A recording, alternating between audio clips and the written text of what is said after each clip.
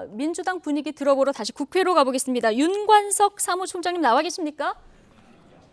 예, 안녕하십니까? 네, 안녕하십니까? 직전 사무총장 했던 윤관석 의원입니다. 예, 벌써 전 사무총장이 되셨는데, 자, 어제 윤 의원님 포함해서 민주당 당직자들이 일괄 사퇴를 발표했습니다. 그런데 오늘 사무총장 전략위원장 인선이 바로 발표가 됐거든요.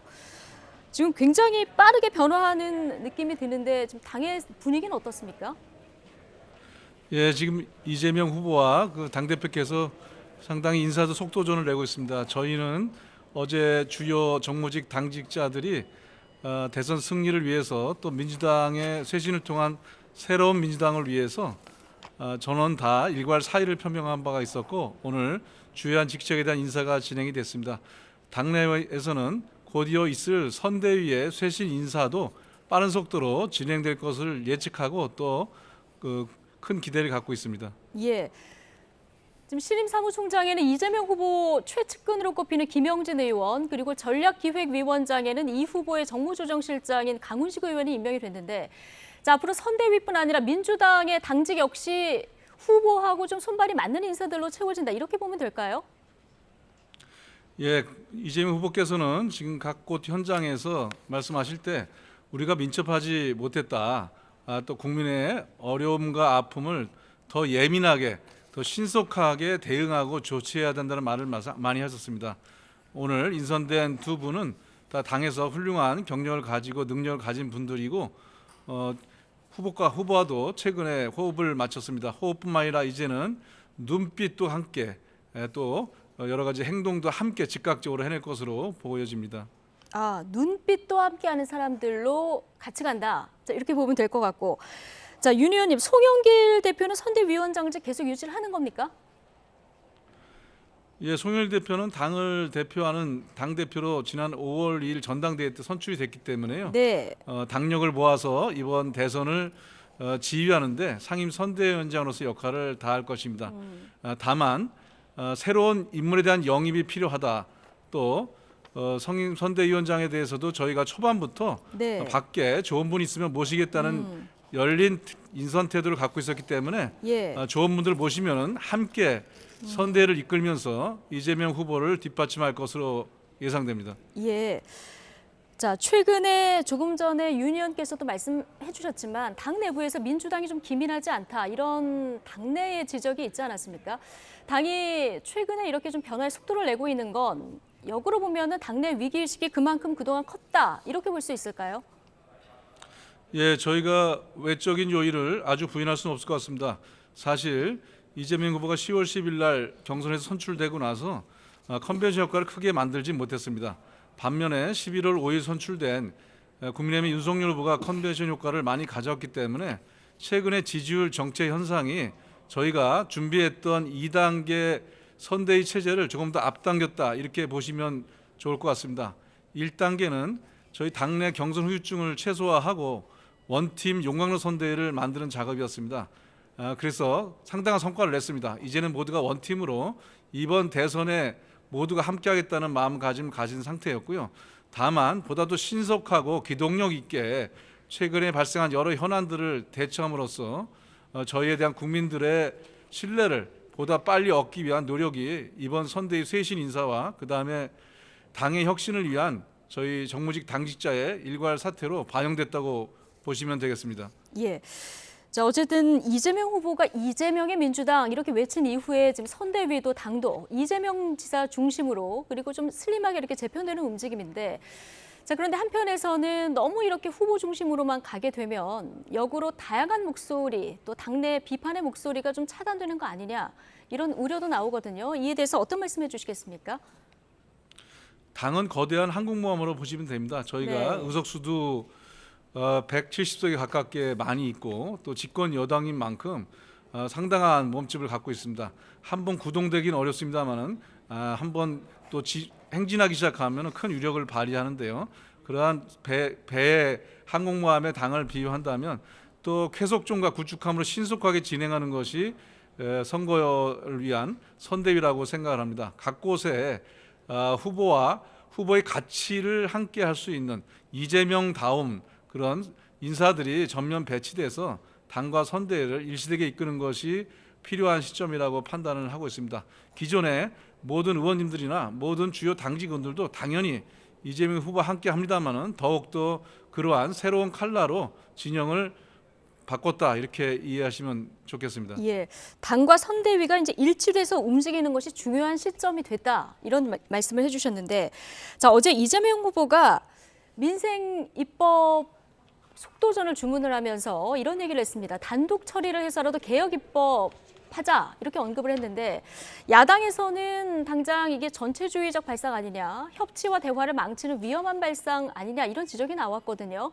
이게 그러니까 지금까지 그 개혁 입법 독주 때문에 떠나간 그 여론도 좀 있는데, 이걸 반성한다면서 또 입법 독주를 하는 것에 진정성이 있느냐 이런 지적인 것 같은데, 이 지적에 대해서는 어떻게 보십니까?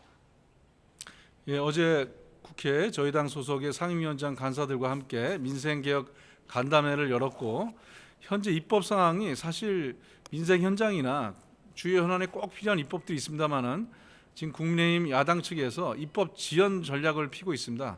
그러다 보니까 민생과 현장에 많은 차질을 주고 있는 점을 안타까워하면서 강력한 추진력을 부탁드렸던 그런 말로 이해해야 될 것 같습니다. 다만 그 과정에서 뭐 단독 처리, 일방 처리 이런 부분들에 대해서는 국회 내에서 또 상임위원장이나 간사단이 함께 원내 지도부와 협의하면서 네. 입법 효과도 내고 또 국민의 민심도 함께 얻는 양면 전략을 통해서 입체적으로 진행돼 나갈 것입니다. 네, 빨리 처리는 하되 야당과 협의 절차는 꼭 거치겠다 이런 말씀이신 거죠? 예, 협의할 부분은 협의하고, 또 그러나 지나친 입법 지연 전술에 대해서는 그때그때 효율적인 입법 전략을 지도부가 함께 판단할 것입니다. 네. 자, 앞서 윤 의원님이 이제 외부 인사 영입 문제도 언급을 해주셨지만, 이재명 후보도 외연 확장을 위해서는 외부 인사 영입 매우 중요하다 이렇게 언급을 했고요. 그제 YTN에 출연하셔서는 좋은 사람 있으면 좀 소개시켜달라 이런 얘기도 하셨거든요. 지금 인재 찾기가 그만큼 어렵습니까? 아니면 영입이 어려운 겁니까? 예, 뭐 인재는 뭐 많습니다. 하지만 저희가 아직 영입에 가시적인 성과를 보여드리고 있지는 못하는 안타까움이 있습니다.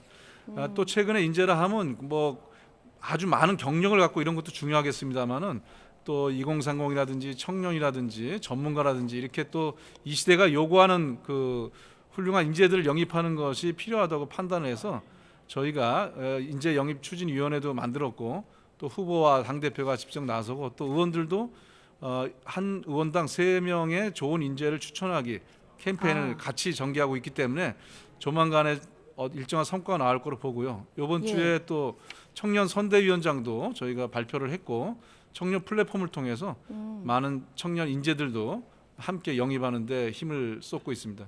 예. 자, 어쨌든 지금 민주당 후보 위주로 이제 가는 움직임인데, 후보 위주로 간다고 해도 뭔가 중간에서 역할을 조정하고 전체적인 역할을 또 총괄할 구심점이 될 누군가가 필요하지 않겠느냐 이런 얘기가 계속 나오거든요. 관련해서 이미 상임 고문을 하고 계신 이해찬 대표, 전 대표, 그리고 양정철 전 민주연구원장 전면 등판 이야기 계속 나오는데, 뭐 가능성 있는 얘기입니까? 뭐 모두가 다 함께 이 대선이라는 큰 선거에 지원하고 역할하고 있다고 생각합니다. 이해찬 전 대표님은 많은 대선 경험을 갖고 계시고 지금 상임 고문으로서 많은 조언을 하시고 역할하고 계시다고 봅니다.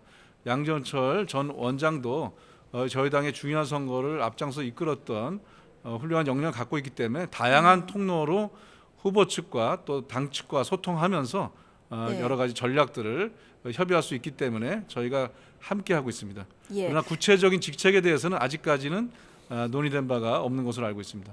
아직까지 논의된 바 없다면 가능성이 열려 있다고도 봐도 될까요? 글쎄, 선대위가 이번 쇄신선대가 1차 발표가 된 이후에 다시 판단할 수 있을 것 같습니다. 알겠습니다.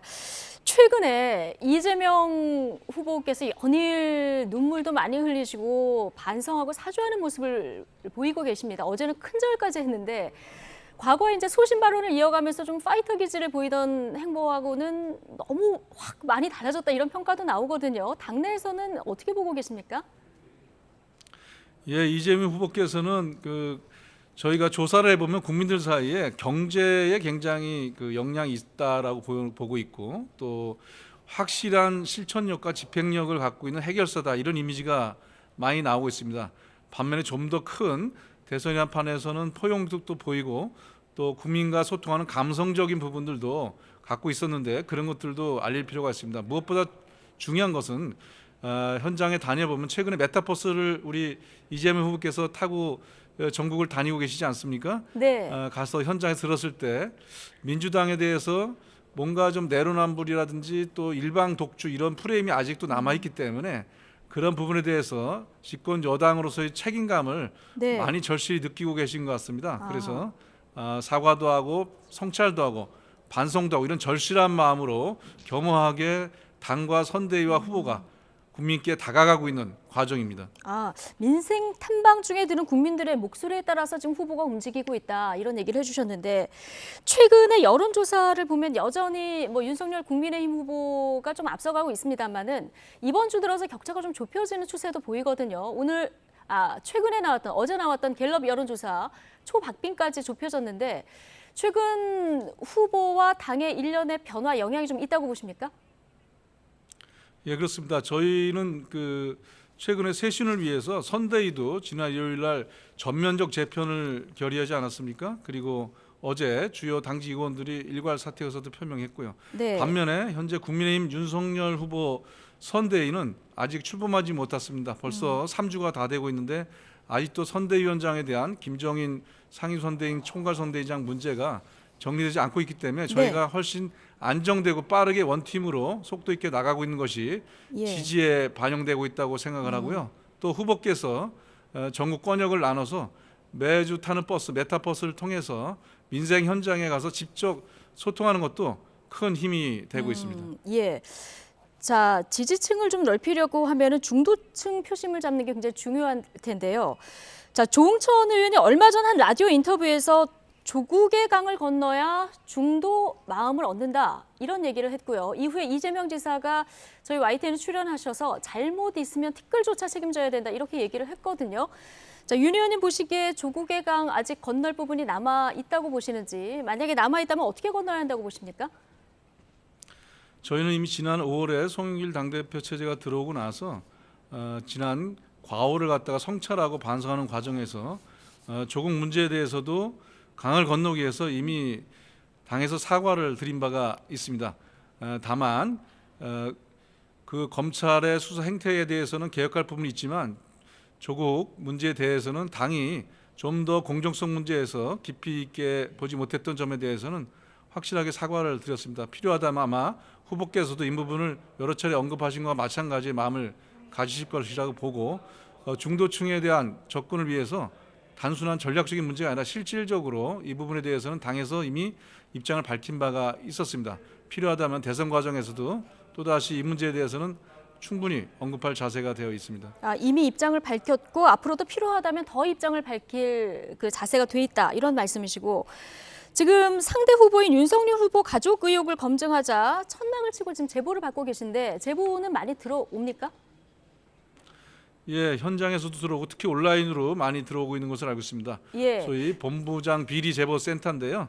저희가 고발 사주 의혹을 위한 윤석열 후보에 대해서 특별위원회가 있었는데 이것을 합쳐서 지금 제보 센터도 만들었습니다. 네.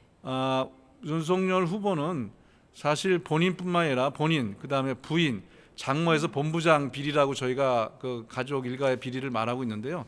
건수를 치면은 뭐 12건이 될 정도라고 할 정도로 지금 검찰과 공수처 각곳에 수사를 하고 있습니다. 윤석열 후보 본인에 대한 것들도 있고 또 도이치모터스 부인에 대한 그 주가 조작 사건은 관련자들이 지금 거의 다 구속되는 그런 결과도 나오고 있지 않습니까? 이 문제에 대해서는 여러 제보가 들어오고 있습니다. 네. 자, 국민의힘에서는 지금 윤희숙 의원이 이끄는 이재명 저격팀을 만든다. 뭐 이런 보도도 나오고 있는 상황입니다. 여야 양쪽 모두 후보나 후보 가족을 검증하자 이런 움직임이 굉장히 거센 상황인데, 자, 이재명 후보 관련해서는 뭐 쌍방울 회장이 이재명 후보에게 고액을 후원했다라든가, 또 아니면 그 변호사비 대납 의혹 관련해서 오늘 또 보도들이 나온 게 있는데, 자, 이 부분에 대해서는 지금 어떻게 파악을 하고 계십니까?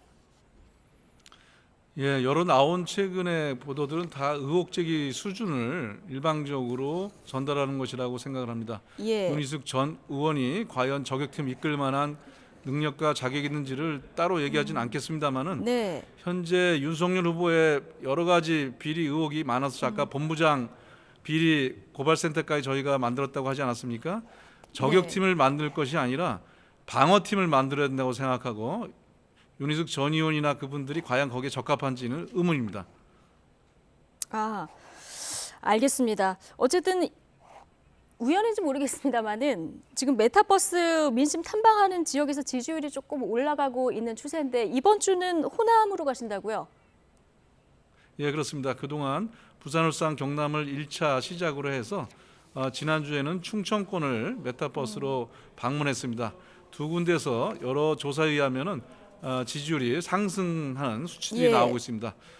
이번 주에는 호남을 방문하는데 보통 금요일에 가서 2박 3일간 메타버스 방문하는데 이번에는 3박 4일간 조금 더 늘려서 호남의 메타버스 일정을 후보가 잡고 민심 탐방을 하고 현장의 생생한 얘기를 국회와 또 선대위 와서 보고할 예정입니다. 예, 알겠습니다. 지금까지 민주당 쇄신 움직임 윤관석 전 민주당 사무총장으로부터 직접 들어봤습니다. 고맙습니다. 감사합니다.